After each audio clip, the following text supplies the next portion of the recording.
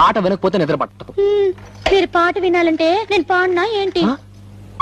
ఏమిటి, నువ్వు పాటలు పాడతావా? ఏంటండి మరి అంత తేలిక తీసేశారు? మా ఆశ్రమంలో ఫంక్షన్లు జరుగుతున్నప్పుడు పెద్ద పెద్ద వాళ్ళు వచ్చినప్పుడు నా చేతే పాటలు పాడించేవారు. పాటలు పాడుతున్నప్పుడు ఒకటే చప్పట్లు చప్పట్లు కొట్టే కొద్దీ నేను పాడేదాన్ని. మరి ఇన్ని రోజులు నాకు ఎందుకు చెప్పలేదు డార్లింగ్? ఏదో ఒకటి వదులు.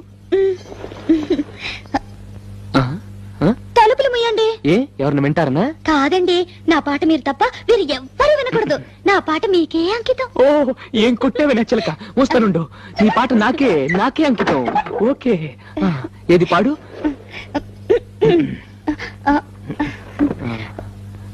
అబ్బా, మీరు నా మొహం అంక చూడకండి, నాకు సిగ్గేస్తుంది. నీ మొహం చూడకుండా ఇంకేం చూడమంటావే? మీరు వెనక్కి తిరగండి. నా దగ్గర ఎందుకు సిగ్గు? మీరు వెనక్కి తిరుగుతాను, నా పాడతాను. ఓకే ఓకే ఓకే, నా వీపు చూసి పాడు పాడు. ఆహా.